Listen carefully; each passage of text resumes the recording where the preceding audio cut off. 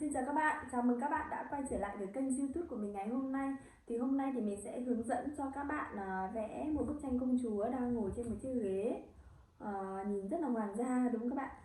Mình sẽ hướng dẫn cho các bạn, và bây giờ mình đã chuẩn bị một cái quyển tập tô như thế này rồi các bạn nhé. Ở phần trên này là phần mà người ta đã vẽ mẫu và tô mẫu cho chúng mình rồi. Chúng mình sẽ tô cái phần vẽ bên dưới to như này các bạn nhé. Và đây bức tranh sẽ là như này. Và bây giờ thì để chuẩn bị trong việc tô màu của chúng mình thì mình cũng đã chuẩn bị một bộ sáp màu 24 màu thông thường, và những trong này thì cũng đã có những cái màu cơ bản và những cái màu mà người ta đã mix sẵn cho mình rồi các bạn nhé. Cho nên là chúng mình tha hồ có những cái sự lựa chọn để thỏa sức sáng tạo, để chúng mình có thể tô theo mẫu, hoặc là chúng mình có thể tô theo sự sáng tạo của mình. Bây giờ mình sẽ không để các bạn phải đợi thêm nữa, thì chúng mình sẽ cùng bắt tay vào tô các bạn nhé. Các bạn nếu như các bạn muốn mua bộ sáp màu và mua cái quyển tập tô này thì các bạn có thể ra hiệu sách và tìm mua. Bây giờ mình sẽ tiếp tục tô màu. Thì đầu tiên thì mình công chúa ngày của chúng mình ngày hôm nay thì sẽ mặc chiếc váy màu xanh, đúng các bạn. Và với mái tóc màu vàng óng như tơ, thì mình sẽ lựa chọn cái màu cho vương miện của công chúa, thì có nghĩa lẽ là mình cũng sẽ chọn màu xanh các bạn nhé. Thì mình sẽ lựa chọn màu xanh nước biển này để tô một chút phần vương miện cho công chúa của chúng mình. Mình nghĩ là trong trí tưởng tượng của mọi người thì công chúa phải rất là đẹp, đúng không các bạn?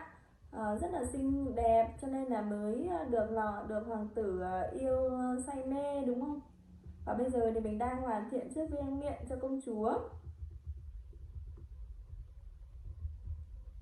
Mình nghĩ rằng là ở ngoài đời thì bất kỳ cô gái nào cũng có thể trở thành công chúa trong lòng hoàng tử của mình, đúng không? Bây giờ thì mình đã vẽ xong phần vương miện rồi các bạn ơi. Bây giờ mình sẽ tiếp tục đi vẽ phần mái tóc các bạn nhé. Thì mình sẽ lại sử dụng màu vàng để nếu mà các bạn vẽ tranh công chúa hoàng tử thì mình nghĩ rằng là các bạn sẽ lựa chọn màu vàng thì sẽ hợp lý hơn nhé các bạn nhé. Bởi vì trong câu chuyện cổ tích thì công chúa sẽ có mái tóc màu vàng óng như tơ. Mình sẽ tiến hành tô nhé.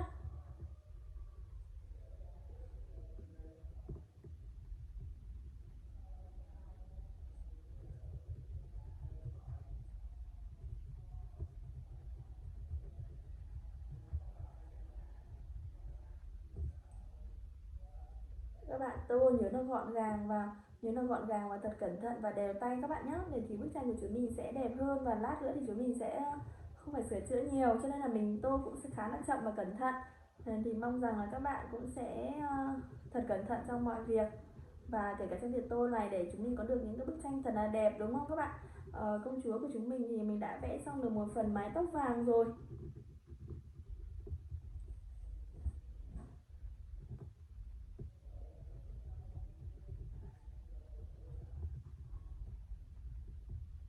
Có nhiều bạn cũng không biết rằng công chúa thì tại sao lại có thể được làm công chúa và được gọi là công chúa, đúng không mọi người? Thì công chúa trong câu chuyện mà chúng mình ít nhất chúng mình đã được nghe từ nhỏ. Một số bạn thì mình cũng không biết là có được nghe hay không, nhưng mà mình được nghe thì công chúa là con của vua các bạn nhé. Công chúa là con gái của đức vua, và sau khi trưởng thành thì đức vua sẽ kén rể cho công chúa. Một là chọn hoàng tử của nước láng giềng, hai là chọn những người mà có tài nhé các bạn nhé, chọn những người mà có tài có đức để tiến hành gả công chúa, để kén rể các bạn. Thì người mà lấy công chúa thì sẽ trở thành phò mã, đúng không các bạn? Có một số bạn thì mình nghĩ rằng cũng đã được nghe câu chuyện này rồi và cũng không còn lạ lẫm gì nữa rồi, nhưng mà mình nghĩ rằng cũng sẽ không ít có một số bạn biết đâu cũng chưa được nghe thì sao, đúng không? Và sẽ trở thành phò mã. Mình nghĩ rằng hầu như là đức vua sẽ gả công chúa cho hoàng tử của nước láng giềng để kết thân đấy các bạn, để kết thân giữa hai nước, cho nên là công chúa thường là sẽ lấy hoàng tử nhé các bạn nhé. Và mối duyên mà công chúa thì thường sẽ được hoàng thượng sắp đặt, chứ cũng không được tự do yêu đương như là người bình thường chúng mình. Cho nên là thực ra là chúng mình là người bình thường, tuy là không được cao sang, cũng không được giàu có như công chúa, đúng không mọi người? Nhưng mà lại được tự do sống cuộc sống mà mình yêu thích, cho nên là mình cũng rất là đồng cảm với công chúa, cũng có phần thương cảm nữa, đúng không các bạn? Tuy là công chúa của chúng mình có được cuộc sống giàu sang phú quý, nhưng mà chưa chắc tình yêu đã được như ý. có những công chúa thì gặp được hoàng tử thì ngay từ lần đầu tiên đã yêu rồi. Có những hoàng tử rất là có đức và có tài và lại đẹp trai nữa, đúng không mọi người? Nhưng mà có những hoàng tử thì thực sự là công chúa, có những công chúa thì cũng không có nhiều tình cảm ấy, thì sẽ cảm thấy buồn. Nhưng mà vì đất nước, vì gia đình cho nên là phải chấp nhận. Cho nên là chúng mình cũng khá là thương cảm cho thân phận của công chúa.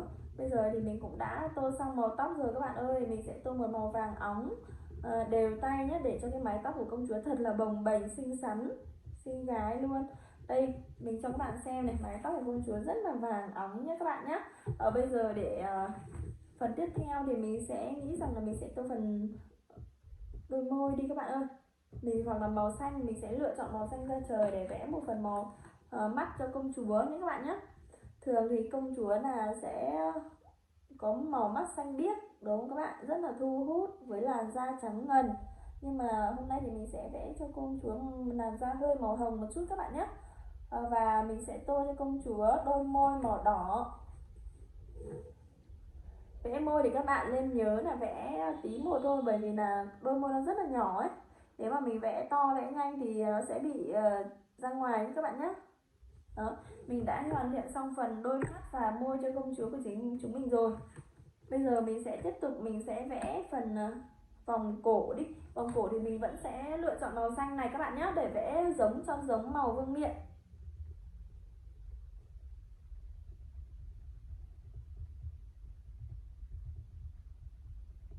Đó, mình đã xong vòng cổ rồi. Bây giờ mình sẽ lựa chọn màu da. Thì mình nghĩ rằng là hôm nay công chúa của chúng mình sẽ có một màu da rất là hồng hào, tươi tắn. Cho nên là mình sẽ lựa chọn màu hồng nhạt này để vẽ phần da cho công chúa của chúng mình nhé. Các bạn nhớ tô cẩn thận, đừng để đem sang cái màu khác nhé các bạn nhé, đem sang phần khác. Bây giờ thì mình đang tô phần khuôn mặt rồi. Với một khuôn mặt là mình nghĩ là xinh, rất là xinh, với đôi mũi, mấy chiếc mũi cao, với đôi mắt xanh biếc to, mũi cao, với khuôn miệng hình trái tim màu đỏ. Thì các bạn nghĩ xem là công chúa của chúng mình có xinh không các bạn nhỉ? Quá là xinh luôn ấy. Hầu như là từ nhỏ ai cũng ước rằng là mình lớn lên ấy, được các bạn, lớn lên đúng không, có thể xinh như công chúa. Hầu như hồi nhỏ chúng mình đều như vậy, và cũng mong muốn rằng là cuộc đời của mình sẽ tìm được một hoàng tử giống như công chúa. Mình đã tô xong phần khuôn mặt rồi các bạn ơi. Bây giờ mình sẽ tiếp đến phần cổ các bạn nhé. Màu cổ và màu ngực thì mình cũng sẽ các công chúa sẽ mặc áo hở vai, và mình sẽ tô cái phần vai cũng màu hồng để cùng màu với nhau. Công chúa sẽ đi tất tay, cho nên là cái chiếc áo này sẽ có tay rồi, ống tay rồi, cho nên là mình sẽ chỉ tô phần bàn tay thôi các bạn nhé. Một lát nữa thì mình sẽ cho các bạn xem thành quả của mình ngày hôm nay. Đấy, bây giờ mình đã xong phần vai áo rồi. Bây giờ mình sẽ tô phần bàn tay các bạn nhé.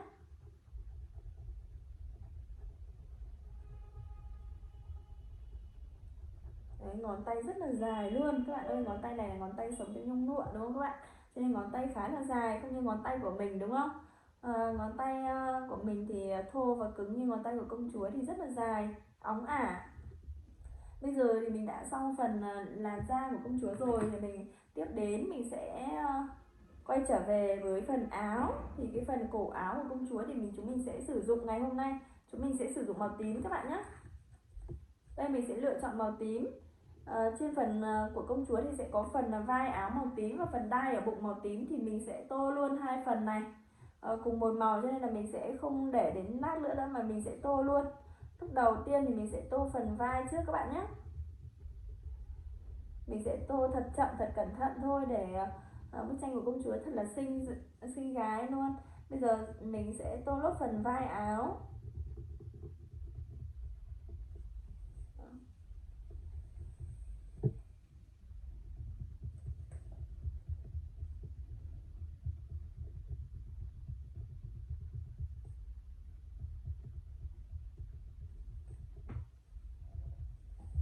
Đó, mình đã xong phần vai áo rồi các bạn nhé. Bây giờ thì mình sẽ tiến hành tô phần đai ở dưới, thì mình cũng vẫn sử dụng màu tím này nhé. Đấy, Nếu như mình không để tay lên quyển vở thì nó sẽ bị xê dịch các bạn nhé. Mình phải để tay lên đây này và mình sẽ tiếp tục tô.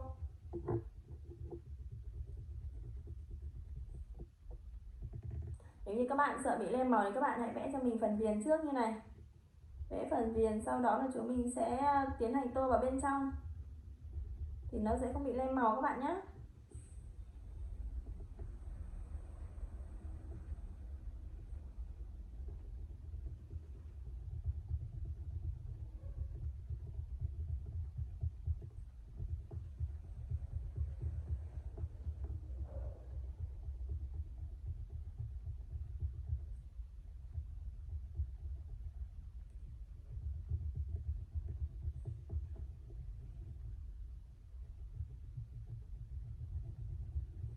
Mình đã tô xong phần đai áo rồi, mình sẽ lựa chọn màu xanh nhạt. Tiếp theo thì mình sẽ lựa chọn màu xanh nhạt này các bạn nhé. Thì để mình tô phần tay áo, thì mình thấy cái tay của công chúa thì sẽ có màu xanh hơi nhạt một chút đấy các bạn.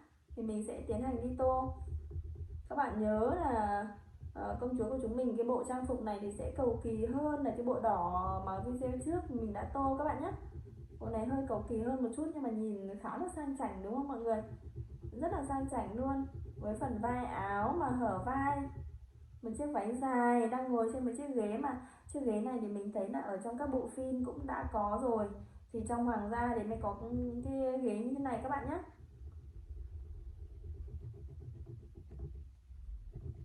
Mình đã vẽ xong một bên tay rồi, bây giờ mình sẽ hoàn thiện nốt một bên tay còn lại.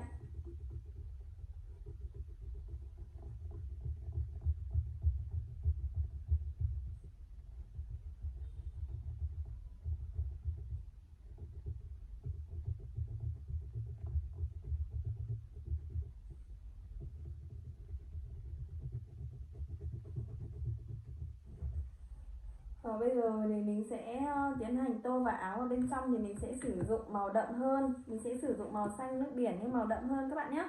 Thì hộp màu này thì người ta cũng đã phối cho mình rất là nhiều màu rồi, có 24 màu để chúng mình tha hồ lựa chọn đúng không? Thì bây giờ mình sẽ sử dụng màu đậm hơn để mình vẽ vào bên trong. Người ta sẽ phối một màu xanh nhạt ở tay áo và một màu đậm ở bên trong để làm sao cho cái bộ trang phục của chúng mình sẽ nổi bật nhất các bạn nhé.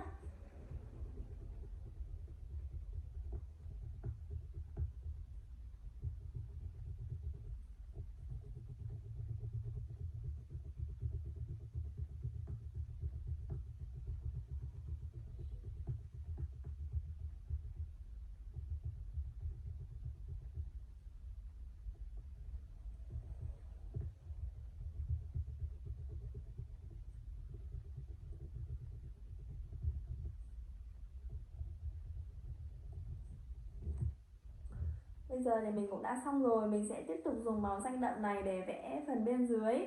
Thì mình mong rằng là các bạn nếu mà chỗ nào mà các bạn chưa biết tô màu nào thì các bạn có thể comment luôn cho mình sẽ hướng dẫn nhé, hoặc mình sẽ dơ cái mẫu lên. Bây giờ mình sẽ vẽ phần viền trước các bạn nhé. Sau khi vẽ phần viền thì mình sẽ cho các bạn xem. Đây, viền thì chúng mình cứ tô theo cái đường viền mà người ta đã vẽ trước, tô đậm đi, xong bắt đầu lát nữa thì mình sẽ tô màu ở bên trong, thì cái phần màu của chúng mình sẽ không bị lem màu đúng không mọi người?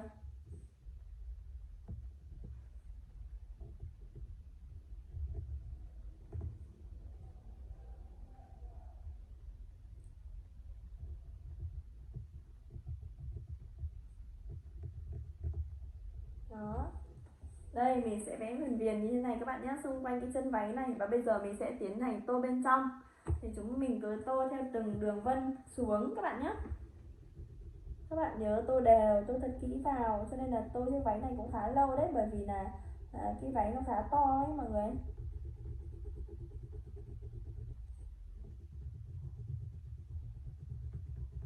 Chắc hẳn có rất là nhiều bạn cũng tò mò xem là cái công chúa của chúng mình ngày hôm nay như nào, nhưng mà chỉ chờ một chút nữa thôi là mình đã hoàn thành rồi.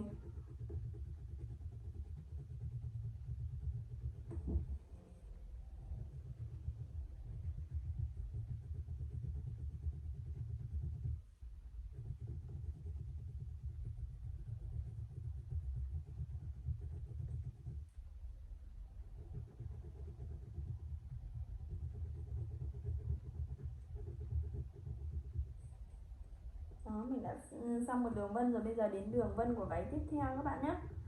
chiếc váy nó sẽ thành nhiều lớp khác nhau để cho cái độ bông xòe nó được to ấy, cho nên là mình sẽ tô từng cái lớp váy. Chúng mình nhớ tô kỹ để lát nữa chúng mình sẽ không phải chỉnh sửa lại nhiều các bạn nhé. Bây giờ mình sẽ tiến hành tô.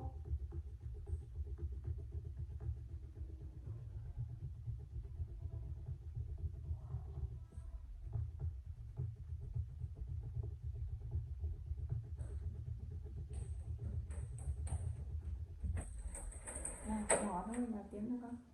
Đứng đấy thôi. Chị đâu? Đi ra đi.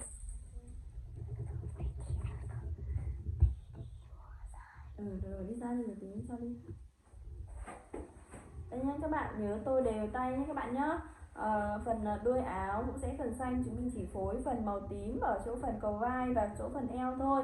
Còn màu xanh này chúng mình sẽ chạy xuyên suốt cả chiếc váy, cho nên chúng mình hãy tô cẩn thận một chút các bạn nhé, để cái màu váy của chúng mình thật là đẹp, sẽ không bị nhàm chán đúng không? Con ơi, buổi chiều con lại đi học. Tôi đi ra đi, đợi một tí rồi lại Chụp cho anh cái gì đấy? Con đi ra đi. Nhưng mà chụp anh cái gì đấy mẹ? Không biết nữa. Đừng bật tivi nhá. Không được. Không được thôi. Con đi Nào, con có muốn đi mua ấy à?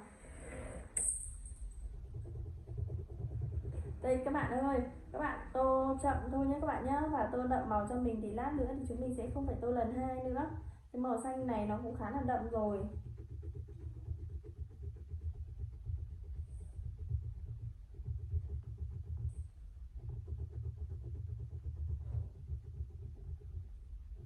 Đấy, những chỗ nào mà còn trắng thì chúng mình nhớ ghi lại thêm một lần nữa, thì cái bức tranh của chúng mình lát nữa sẽ xinh đẹp hơn rất nhiều. Đấy, chúng mình thấy chỗ nào mà còn trắng như này thì chúng mình ghi lại một chút nữa thôi nhé các bạn nhé. Đó, có bác nào ở đây mà tô nhanh hơn em không thì comment xuống phía dưới nhé. Đây, cái bức tranh này chúng mình chỉ cần tô như thế này thôi. Cái màu này khá là đơn giản, bởi vì bức tranh này chúng mình chỉ phối có 2-3 màu thôi, chủ yếu là tông màu xanh nhé. Nhìn sẽ hơi rối mắt một chút, nhưng mà các bạn tô cẩn thận một chút, đừng để bị lem màu thì nó sẽ đẹp hơn. Đó.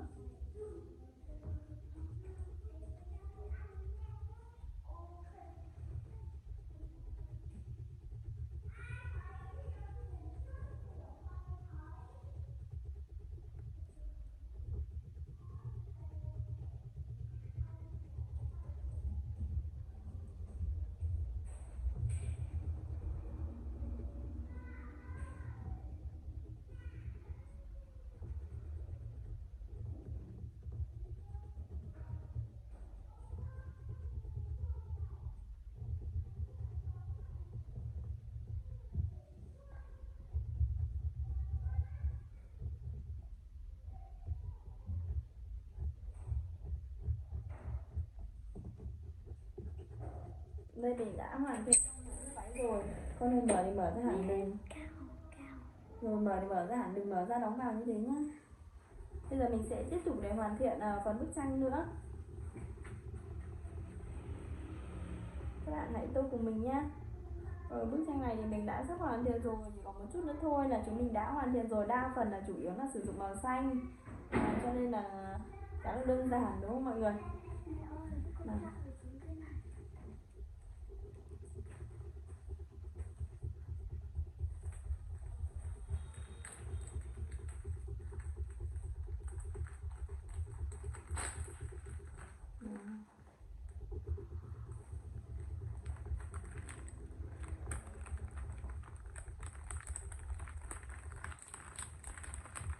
Đó, các bạn có nhìn thấy không nhỉ? Bây giờ mình đã sắp hoàn thiện rồi, chỉ còn một chút ở đây nữa thôi, và bây giờ mình sẽ hoàn thiện các bạn nhé. Màu xanh nước biển khá là đậm. Bây giờ mình sẽ sử dụng vào nhà thì mình nghĩ rằng nó sẽ đẹp hơn đúng không mọi người?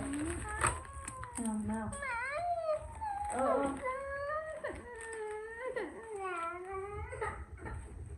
Trời ơi. Con ơi, con kéo nó ra ngoài đi, mẹ đang quay video mà Hân. Nào đi ra đi đã tính nhá. Bây giờ thì chúng mình sẽ tô màu chiếc váy sắp xong rồi. Sau khi mà hoàn thiện chiếc váy xong thì chúng mình sẽ tô ghế hoàng gia các bạn nhé.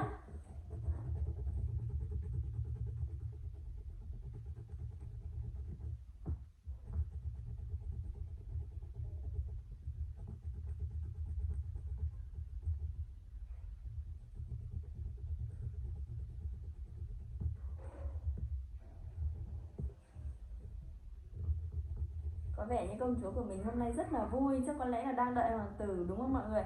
Cho nên là với khuôn mặt rất là vui, mặc chiếc váy rất là thướt tha, dài như thế này. Nhưng mà mình nghĩ rằng là trong thời ngày xưa thì các công chúa thì hầu như là ngày nào cũng sẽ váy áo xúng xính đúng không các bạn? Chứ không có ở nhà là mặc quần áo bình thường như mình đâu đúng không? Cho nên là ngày nào cũng sẽ có những cái bộ váy rất là lộng lẫy như thế này, mà có khi là rất là nhiều bạn gái ao ước muốn có đúng không mọi người? Bây giờ thì mình đã hoàn thiện xong phần váy dài rồi, mình sẽ tiếp tục hoàn thiện phần ghế các bác nhé. Ghế này thì chỉ có hoàng gia mới có thôi, chứ còn người bình thường thì ít khi mình thấy ngồi chiếc ghế như thế này lắm, bởi vì là chiếc ghế này mình đã nhìn thấy trong một số bộ phim. Các hoàng thượng hoặc là những cái người mà quan chức cao cấp ấy, thì thường hay ngồi. Bây giờ mình sẽ sử dụng màu vàng cam để tô cái phần mix trên chiếc ghế này các bác nhé, các bạn nhé. Đây, các bạn cứ theo mình này, tô phần màu cam nhẹ nhẹ thôi, cho phần chiếc ghế của chúng mình sẽ nổi bật hơn. Đó.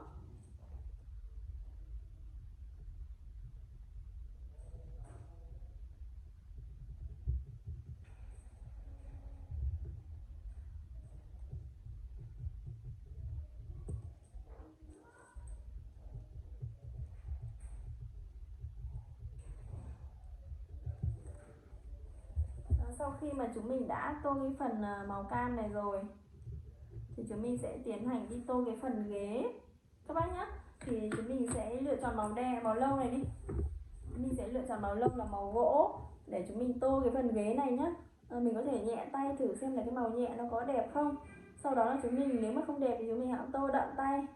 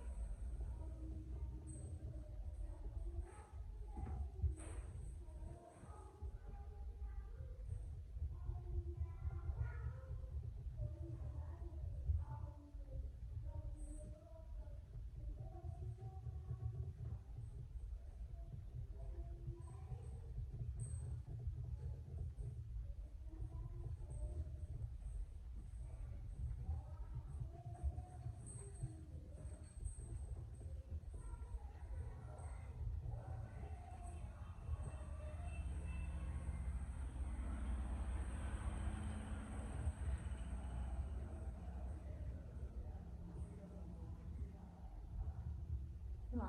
Sau khi mà chúng mình tô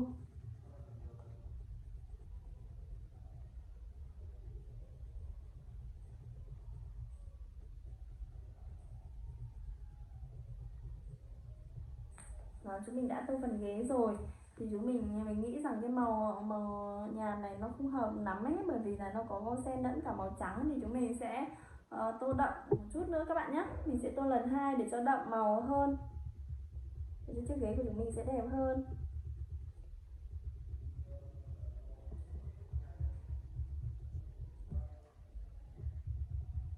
Đó.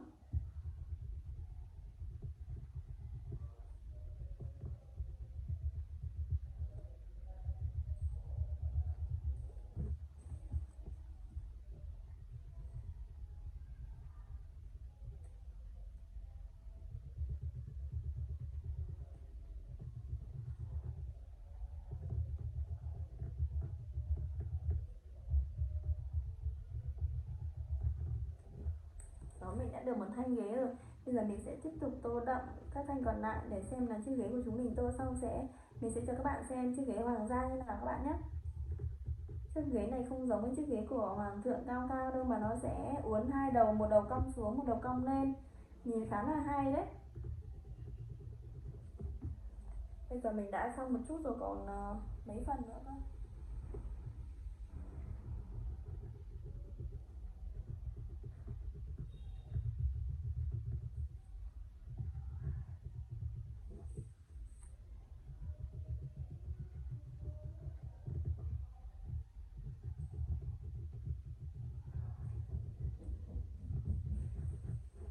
Đó, chỉ còn một chút nữa thôi.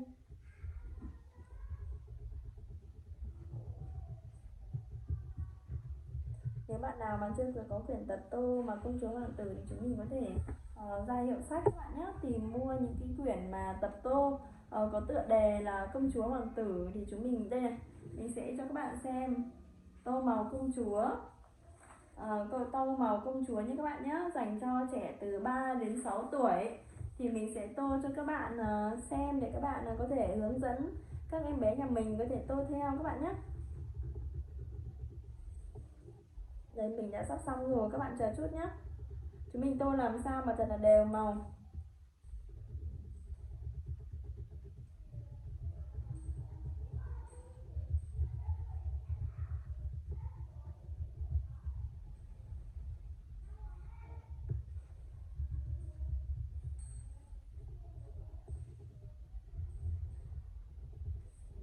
Đó, mình đã gần xong rồi. Bây giờ mình chỉ chỉnh sửa một chút cái màu hồng ở khuôn mặt cô công chúa một chút là đã gần xong.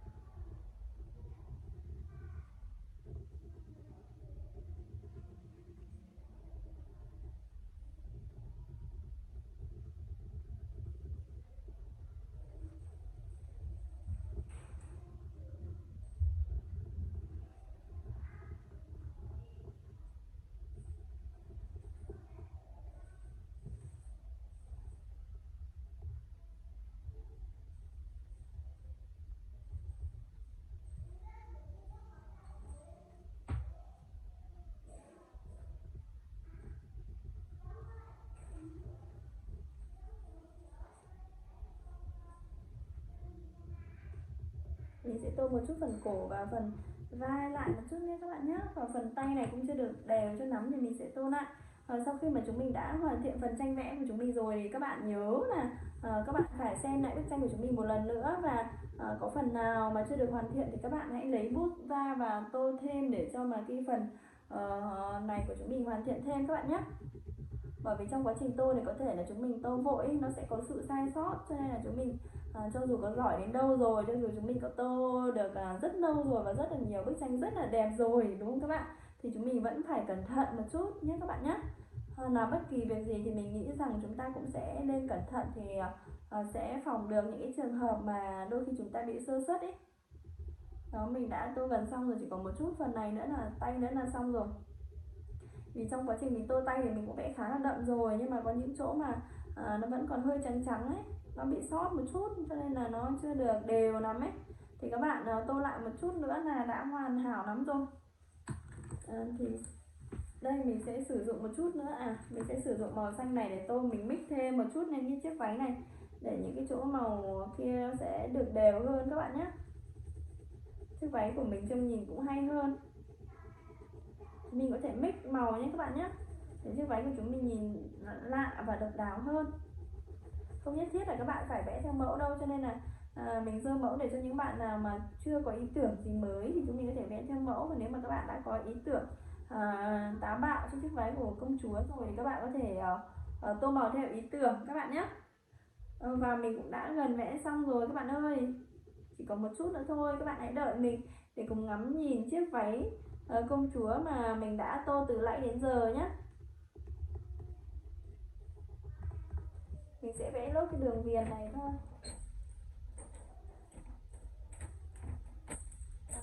Mở cửa nhẹ thôi. Sao có ủi mình biết không? Không. Nào không có đi chợ đâu.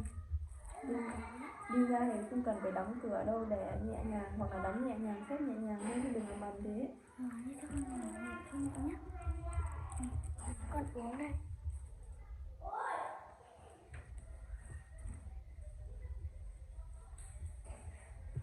Thân ơi, ra mẹ bảo.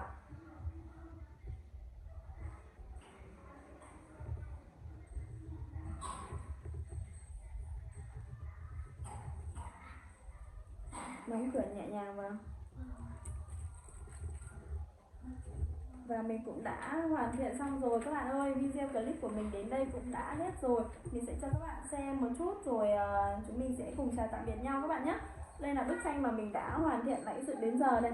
Bức tranh cô công chúa có mái tóc màu vàng óng đúng không các bạn, với chiếc váy xanh này khá là bắt mắt, cùng với những cái phần phối màu tím ở đây để cho chiếc váy của chúng mình sẽ nổi bật hơn đúng không các bạn. Và chiếc ghế này mình khá ấn tượng với cái chiếc ghế này nha các bạn nhé. Nó sẽ cong cái phần trên này và sẽ có phần cong xuống dưới nữa, nhìn khá là sang trọng và ấn tượng đúng không các bạn. Những chiếc ghế này thì sẽ xuất hiện trong những cái thời đại mà thời cổ ngày xưa các bạn nhé, khi còn vua và công chúa hoàng tử đúng không mọi người. Và bây giờ thì video clip của chúng mình đến đây cũng đã kết thúc rồi. Mình hy vọng rằng ở những clip sau thì chúng mình sẽ lại cùng nhau tô màu những bức tranh công chúa hoàng tử thật là xinh đẹp các bạn nhé. Và bây giờ thì xin chào và hẹn gặp lại các bạn ở những video lần sau. Xin chào các bạn.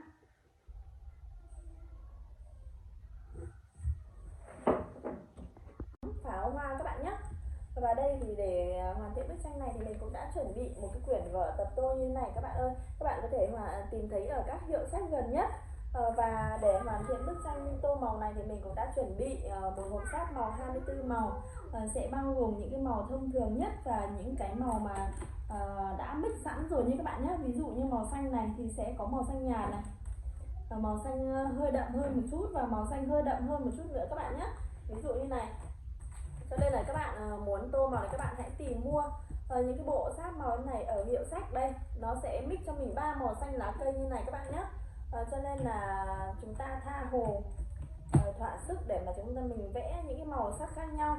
Và cái vỏ của nó sẽ là vỏ Doraemon như thế này các bạn nhé. Và bây giờ thì chúng mình sẽ bắt tay vào tiến hành tô bức tranh nhé. Đầu tiên thì mình sẽ, đây mình cho các bạn xem là một em bé gái này đang ngồi cười và ngắm những cái bông pháo hoa rất là rực rỡ trên bầu trời đúng không mọi người. Và bây giờ thì mình sẽ tiến hành tô những cái pháo hoa này trước mọi người nhé.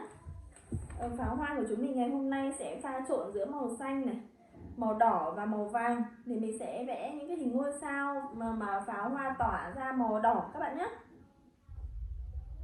Không, mình sẽ vẽ màu vàng đi. Mình sẽ lựa chọn màu vàng để tô những cái hình ngôi sao. Hình ngôi sao này thì khá là bé cho nên là chúng mình phải tô thật là chậm thôi.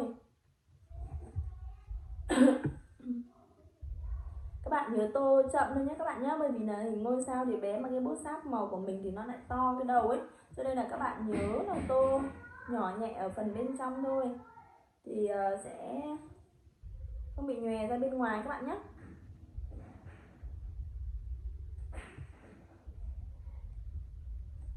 Đó, nhìn hình thì mình cũng đoán được là chắc là em bé này đang ngồi ngắm pháo bông trong một dịp chắc có lẽ là Tết Nguyên đán đúng không các bạn. Tết thường là Tết Nguyên đán của người Việt Nam chúng mình thì sẽ có tiết mục bắn pháo bông vào giao thừa đúng không các bạn. Vào khi khoảnh khắc 12 giờ đêm thì tất cả các thành viên trong gia đình và tất cả mọi người sẽ ùa nhau ra đường để ngắm pháo hoa. Và mỗi năm thì gia đình mình cũng vẫn cùng nhau ra đường để đón pháo hoa xong mới về nhà.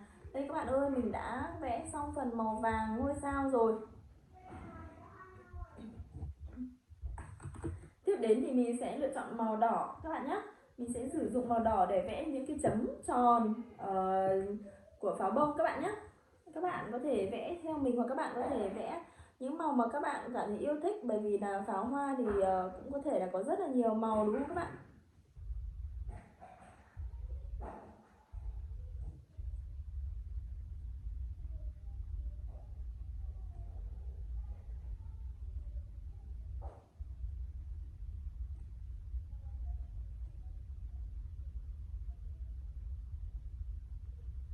Đấy.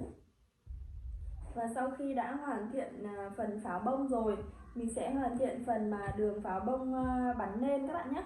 Thì mình sẽ sử dụng màu xanh dương để mình sẽ tô vẽ những cái đường mà pháo bông bắn lên các bạn nhé.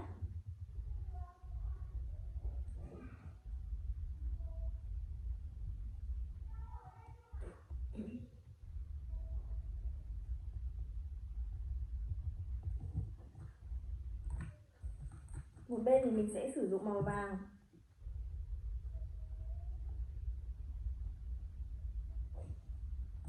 Các bạn ơi, vậy là mình đã vẽ xong phần pháo bông rồi. Đây mình sẽ cho các bạn xem này.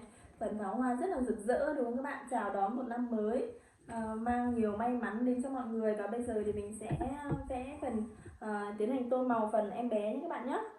Bé gái của chúng mình ngày hôm nay thì mình sẽ tô phần tóc màu đen. Mình sẽ lựa chọn màu đen này các bạn nhé, để tô phần tóc cho bé gái.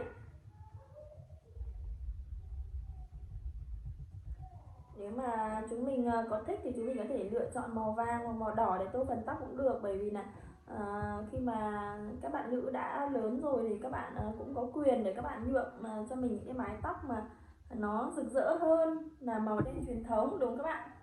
Thì bây giờ mình thì lại hay thích màu đen, cho nên là mình thường tô những cái nhân vật của mình sẽ có mái tóc màu đen óng. Các bạn nếu mà thích màu đỏ hoặc màu xanh hoặc màu vàng thì các bạn có thể chọn các màu để tô vào cho mái tóc nhé các bạn nhé. Đây bạn nữ này thì mình đã chọn màu đen rồi. Đấy, các bạn tô cẩn thận không là nó bị lem ra nhé các bạn nhé. Màu sáp rất là dễ lem, không giống như màu nước, nhưng màu sáp thì lại khô và sạch sẽ.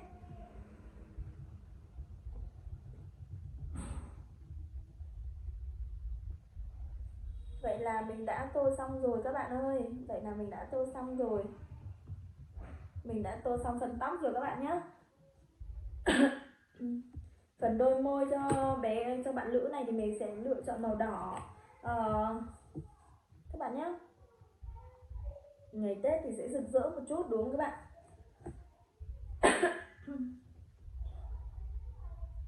Sau khi mà tô đến màu đỏ cho đôi môi rồi thì mình sẽ lựa chọn màu da để tô màu cho phần da của bạn nữ này. Thì mình sẽ lựa chọn màu hồng cam này các bạn nhé. Màu hồng đào, giống như màu hồng đào ấy. Mình sẽ lựa chọn màu này để tô phần khuôn mặt. Các bạn có thể lựa chọn màu này hoặc màu vàng cam cũng được. Nhưng mà nhớ là tô nhạt thôi nhé các bạn nhé. Bởi vì là cái khuôn mặt của chúng mình thì chúng mình không thể tô đậm được ấy. Nhớ là tô cả phần cổ cho mình nhé các bạn ơi. Và sau khi mà chúng mình đã tô xong phần khuôn mặt rồi thì nhớ tô phần tai nhé các bạn nhé. Chúng mình nhớ tô phần tai, phần khuôn mặt này. Và cùng một màu da như vậy thì chúng mình tiện thể chúng mình sẽ tô luôn phần chân và tay các bạn nhé. Chúng mình sẽ tô luôn phần chân và tay luôn.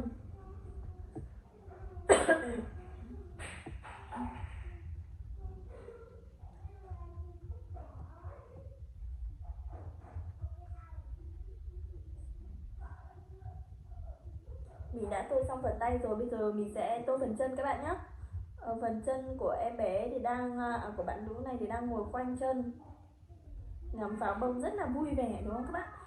Cả một năm chúng mình đã bận rộn làm việc rồi là học tập rồi là có những bạn phải xa gia đình, đúng không? Thì dịp Tết này thì chúng mình sẽ có dịp để quây quần bên gia đình, cho nên là cả một năm cũng là năm mà chúng mình được nghỉ ngơi.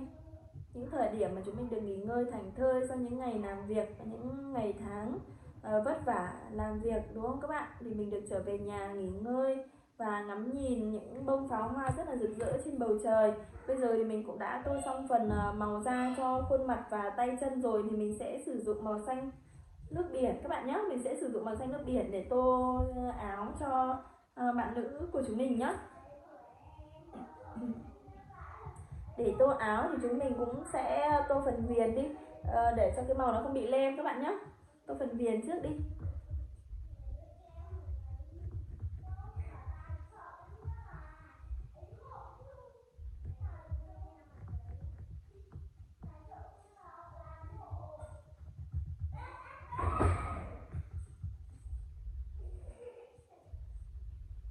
Sau khi đã vẽ xong phần viền rồi thì chúng mình sẽ tiến hành tô vào bên trong áo các bạn nhé.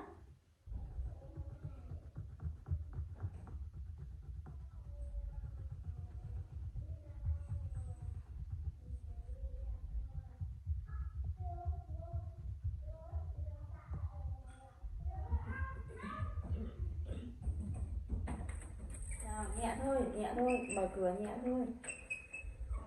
Đừng có đóng cửa bình một cái như vừa nãy là tí là...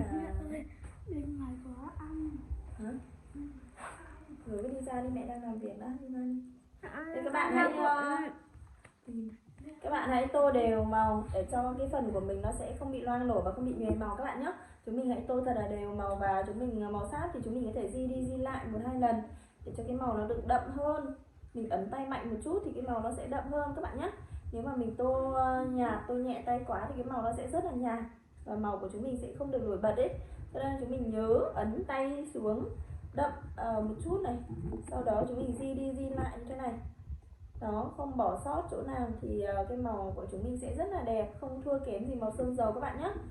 Đấy, mình đã hoàn thành xong rồi, mình đã xong phần áo rồi. Lát nữa thì mình sẽ cho các bạn xem phần áo của mình sẽ đẹp không các bạn nhé. Bây giờ sau khi đã hoàn thành phần áo rồi thì chúng mình sẽ chuyển sang phần quần. Thì bạn trong ảnh thì bạn có mặc quần màu đen nào, chỗ này là chỗ nói chuyện à? Thì trong ảnh sẽ mặc quần màu đen, nhưng mà mình sẽ lựa chọn một chiếc quần mình nghĩ rằng mình sẽ lựa chọn một chiếc không, mình cũng sẽ vẫn chọn màu đen nha các bạn nhé. Mình sẽ tô theo mẫu cho các bạn xem, còn nếu mà các bạn nào muốn tô màu khác cũng vẫn được nhé. Mình sẽ lựa chọn màu đen để tô cho chiếc quần này. Con ơi, con nói nhỏ nữa không con? Đây, mình sẽ lựa chọn màu đen để tô cho chiếc quần của cho bạn gái này một chiếc quần màu đen mới. Hầu như là Tết gì Tết thì ai cũng sẽ phải mua sắm và may đo những bộ quần áo mới để chào đón một năm mới, đúng không mọi người? Cho nên là mình nghĩ rằng là bộ quần áo mà bạn mặc phải là mới, cho nên chúng mình phải tô. Con ơi, cầm hộ mẹ cái móc để ở đấy nhá, để lát mẹ xong thì mẹ hỏi đến. Một lát nữa thì mình con ơi, sao nói thế mà không hiểu hả con?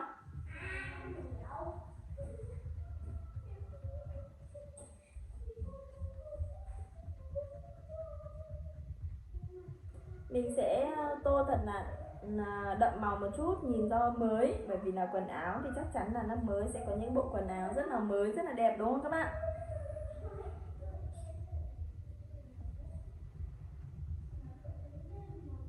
Đấy, mình đã tô xong một bên quần rồi các bạn ơi. Bây giờ mình sẽ tô lốt một bên quần còn lại các bạn nhé.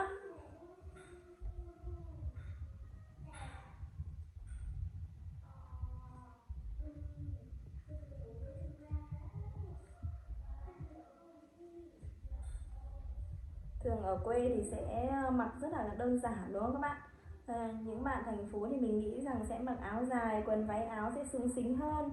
Còn những bạn nữ ở quê thì mình nghĩ rằng sẽ mặc khá là đơn giản. Và bạn nữ trong bức ảnh của chúng mình thì cũng khá là đơn giản, với chiếc quần màu đen và chiếc áo màu xanh, đang ngồi ngắm nhìn những bông pháo hoa rực rỡ trên bầu trời.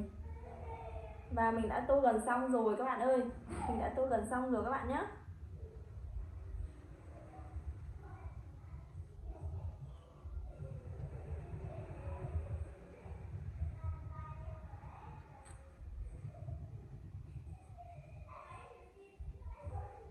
Đây và là bức tranh của mình đã hoàn thiện rất là nhanh, đúng không các bạn? Mình đã hoàn thiện bức tranh với bé gái với chiếc áo màu xanh, quần màu đen với mái tóc đen tuyền, đang ngồi cười rất là tươi ngắm nhìn những cái bông pháo hoa.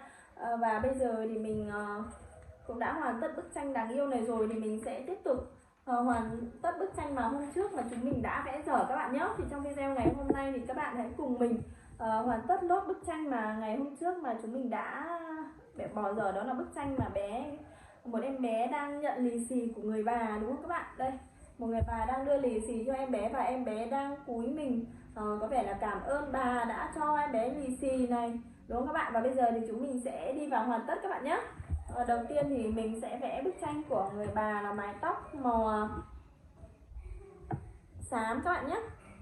Mình sẽ tiến hành vẽ lốt bức mái tóc màu xám của người bà. Bởi vì tóc bà đã có tuổi rồi cho nên là mái tóc cũng đã bạc màu rồi, thì chúng mình có thể sử dụng màu xám pha lẫn một chút màu đen các bạn nhé. Mình đang sử dụng màu xám rồi và mình sẽ lấy màu đen pha thêm một chút ở bên trên để tô điểm cho mái tóc bạc của bà các bạn nhé.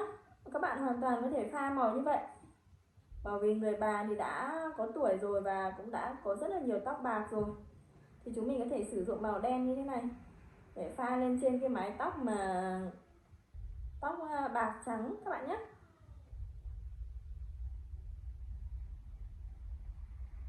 Bởi vì có thể tóc của bà vẫn chưa bạc hết nên chúng mình có thể sử dụng cả hai màu đó các bạn ơi. Chúng mình có thể sử dụng cả hai màu để pha lên như thế này các bạn nhé. Và bây giờ thì mái tóc của bà mình cũng đã vẽ xong rồi, thì mình sẽ tiến hành Phần trước thì chúng mình cũng đã vẽ hoàn tất cho em bé này rồi đúng không các bạn? Bây giờ thì mình sẽ đi hoàn tất chiếc váy của bà. Chiếc váy dài tân thời màu lâu mà bà mặc và phong bao lì xì màu đỏ mà bà đang trao cho em bé các bạn nhé. Thì chúng mình sẽ bắt tay vào để hoàn tất lốt. Bây giờ mình sẽ tiến hành, mình sẽ tô màu da cho bà nhé. Mình sẽ lựa chọn màu mà mình vẫn hay lựa chọn đây để tô màu da các bạn nhé.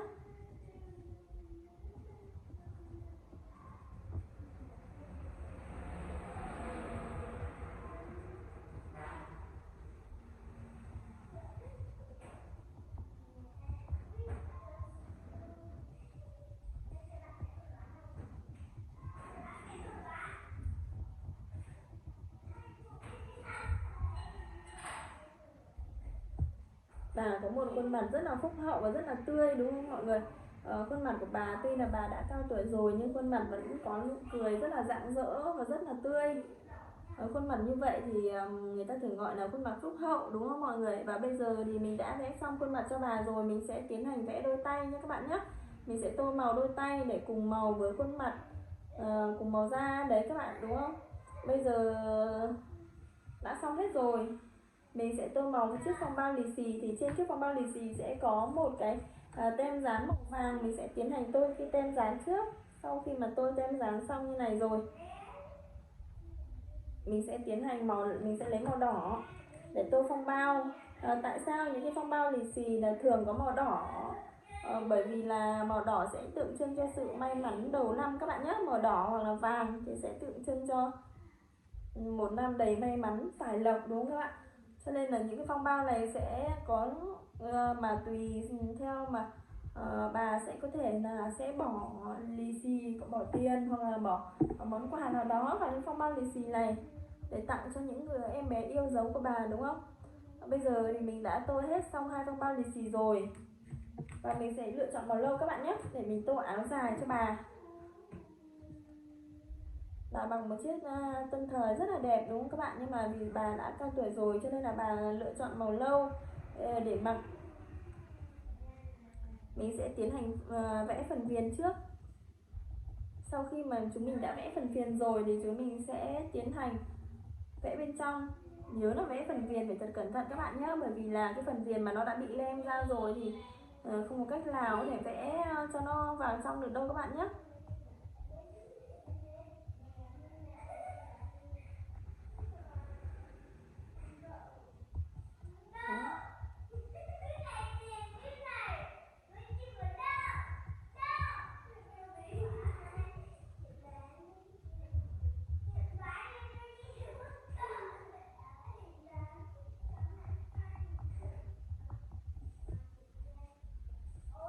Bây giờ mình sẽ tiến hành tô bên trong các bạn nhé.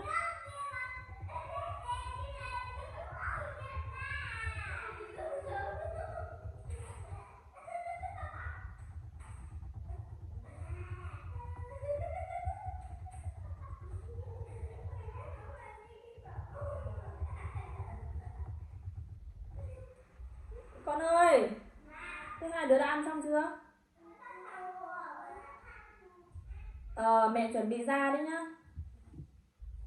Bây giờ sẽ là màu lâu nhé các bạn nhé. Các bạn nhớ tô ở bên trong và tô thật đều tay. Trong cái màu của chúng mình nó sẽ không bị loang lổ màu trắng và màu lâu nhé các bạn nhé. Để tô hơi lâu một chút thì các bạn chịu khó tô chậm, tô kỹ một chút.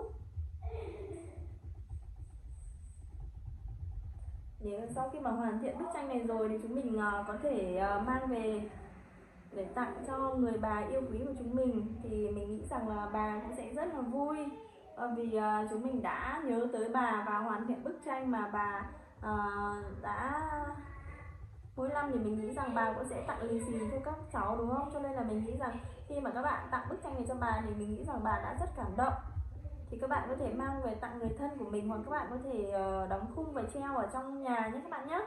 Bây giờ thì mình đang hoàn thiện lốt phần áo màu lâu. Bây giờ đến phần tay. Chúng mình sẽ hoàn thiện từng phần một các bạn nhé.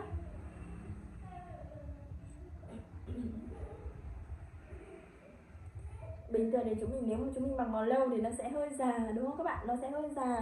Nhưng mà với độ tuổi của bà thì mình nghĩ khá là hợp đấy, bởi vì là bà cũng đã cao tuổi rồi thì sẽ phù hợp với những cái màu lâu, màu đen hoặc là màu mận tím đúng không? Đúng không các bạn? Còn nếu mà các bạn trẻ thì sẽ lựa chọn những màu đỏ, màu vàng, màu xanh.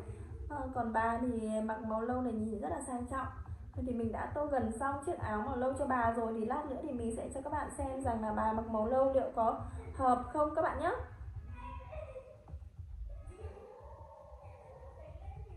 Chỉ còn một chút nữa thôi là mình sắp xong rồi. Sau khi mà tô xong phần áo rồi thì mình sẽ tiến hành tô phần quần, và mình sẽ tiến hành tô phần dép các bạn nhé.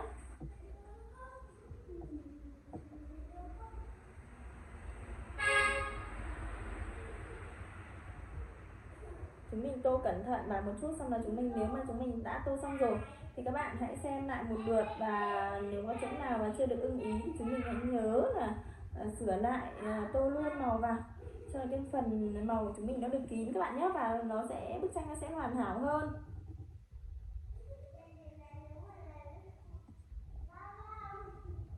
Bức tranh khá là đẹp rồi các bạn ơi. Một lát nữa thì mình sẽ cho các bạn xem nhé.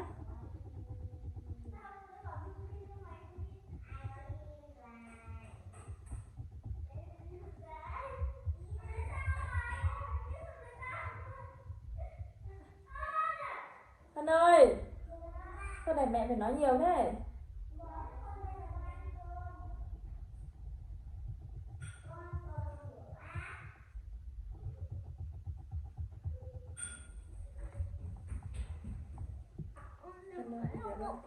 Nào, mẹ tí mẹ xong là mẹ không nói nhỏ nhẹ này đâu nhá. Ui, nó dịch của mẹ rồi đấy. Việc rồi. Rồi nhá, tí xong chuẩn bị uống ngọt đi. Mẹ sắp xong rồi nhá, cả Hân nữa. Đi ra nhanh. Đây nhá, các bạn ơi, nhớ tô đều tay và tô đúng theo ấy nhé các bạn nhá. Nhớ tô thật là đều tay, và các bạn phải nhớ là tô ở phần viền ngoài trước, sau đó chúng mình sẽ tô bên trong thì nó sẽ không bị nhòe. Sau khi mà mình đã hoàn tất bức tranh này rồi thì mình đang xem lại và mình sẽ hoàn thiện nốt một phần nhỏ nữa, bởi vì nó chưa ấy. Bây giờ chúng mình sẽ tiến hành đi tô phần quần nhé các bạn nhé. Phần quần thì mình nghĩ rằng sẽ chọn màu xám, có lẽ là sẽ hợp với quần màu lâu đúng không các bạn? Nếu màu trắng thì sẽ không hợp lắm, cho nên là mình sẽ chọn màu xám và mình sẽ tiến hành tô.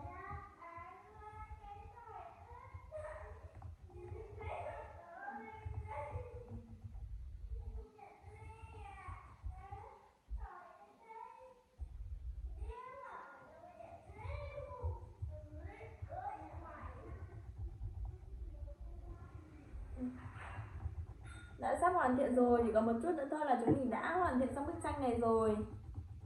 Năm nào thì ai cũng vậy đúng không các bạn? Mình đã lớn rồi nhưng mà mình vẫn chờ đón là xem đầu năm nay xem là mình đi chúc Tết, xem có ai lì xì mình không, thì có lẽ là mình sẽ rất là vui đúng không? Thì mình sẽ cảm thấy rất là may mắn, bởi vì là một ngày mới mà trong đầu năm mà chúng mình đi chúc Tết mà chúng mình lại được lì xì tiền đầu năm thì rất là may. Chứ bình thường thì mấy ai mà lì xì cho mình đúng không mọi người? Cho nên là hầu như ai cũng sẽ, cả lớn cả bé cũng sẽ chờ đón những cái phần lì xì. Các bạn nhỏ thì sẽ được tất cả mọi người lì xì, còn mình nghĩ rằng người lớn thì sẽ chỉ được bố mẹ lì xì cho thôi đúng không các bạn? Và bây giờ thì phần quần của mình cũng đã sắp hoàn tất rồi các bạn ơi. Mình sẽ hoàn thành phần giày các bạn nhé. Sau đó mình sẽ chỉnh sửa lại một chút ở phần em bé này cho đều màu. Bây giờ phần giày thì mình sẽ lựa chọn màu lâu. Để tô cho chiếc giày của bà thì nó mới tông xoẹt tông đúng không các bạn? Nó mới hợp với cái chiếc áo dài mà bà đang mặc các bạn, đúng không các bạn? Nó sẽ tông xoẹt tông với nhau.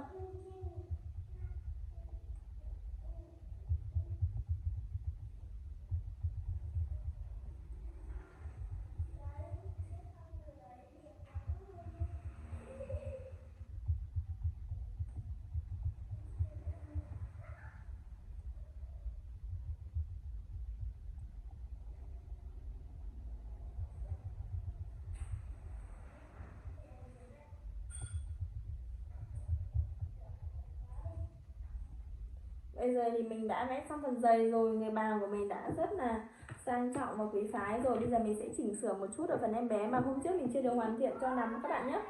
Hôm trước thì có lẽ là mình đang hoàn thiện dở thì mình có việc cho nên là mình cũng chưa hoàn thiện cho lắm, thì mình sẽ tô lại một chút ở phần tóc này, bởi vì là màu nó vẫn có màu trắng ấy các bạn.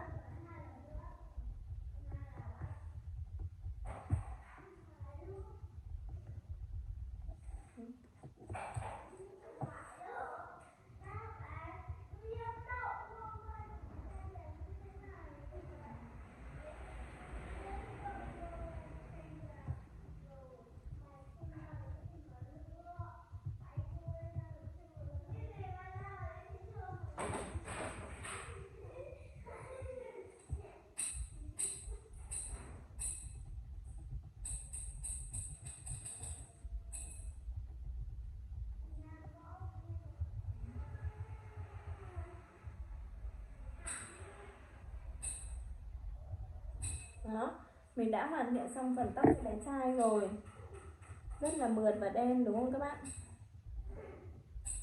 Bây giờ mình sẽ lấy màu vàng và hoàn thiện nốt một chút áo dài cho em bé nữa là chúng mình đã hoàn tất rồi nhé, 2 bức tranh ngày hôm nay rồi.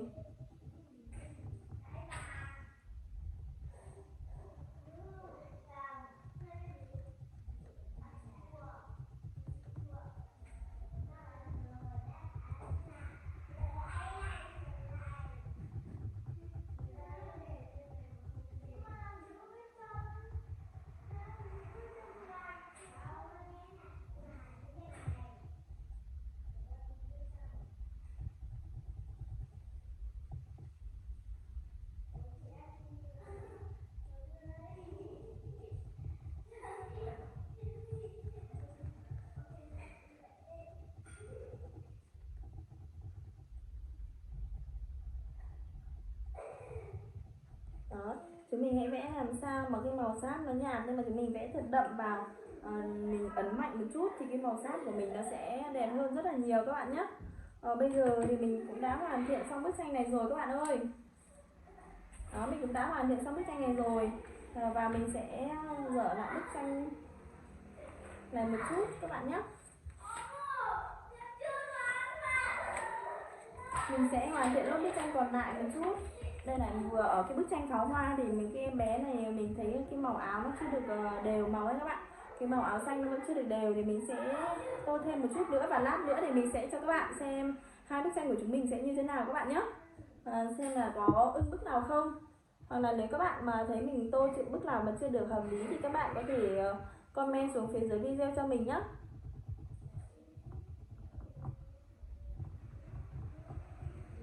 Ở phần bên kia thì em bé và người bà đã mặc chiếc áo dài rất là đẹp rồi, nhưng mà phần bên này thì bạn nữ của chúng mình lại mặc khá là đơn giản với chiếc áo chỉ một màu xanh thôi và một chiếc quần màu đen thôi các bạn ơi. Khá là đơn giản cho nên là mình sẽ tô lại chiếc áo cho bạn nữ này thật là đẹp nhé. Mình sẽ tô cho bạn ấy một chiếc áo mà thật là mới. Mình sẽ tô đậm màu, các bạn nhớ muốn tô đậm thì các bạn ấn tay mạnh một chút xuống thì cái màu của nó sẽ đậm và đều hơn.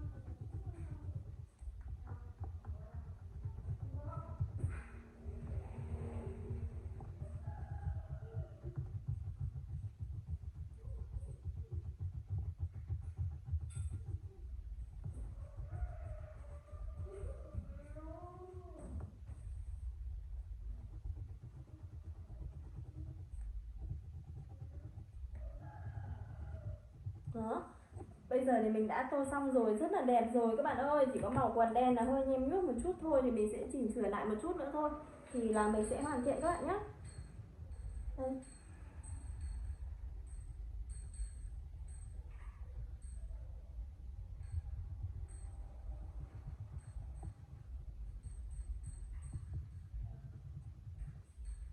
Thường cái màu đen này nó sẽ hơi bị nhem nhuốc các bạn ạ, cho nên mình cũng hạn chế sử dụng lắm.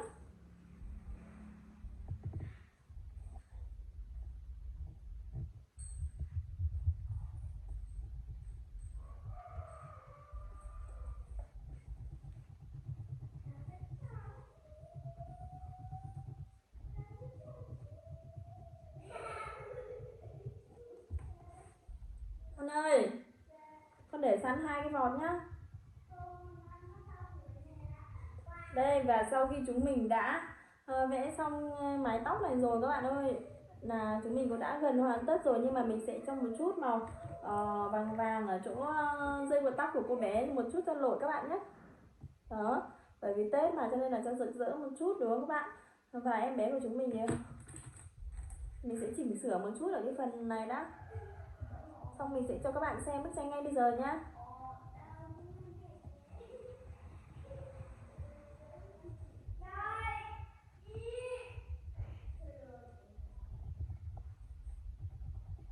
Vậy là mình cũng sắp xong rồi này các bạn ơi. Đây bây giờ mình sẽ cho các bạn xem là hai bức tranh của mình thì bức nào đẹp hơn thì các bạn có thể comment xuống phía dưới nhận xét giúp mình các bạn nhé. Bây giờ bức tranh đầu tiên sẽ là bức tranh cô bé ngắm pháo hoa với sắc màu rực rỡ pháo hoa, và cô bé của chúng mình thì mặc khá là đơn giản thôi các bạn nhé.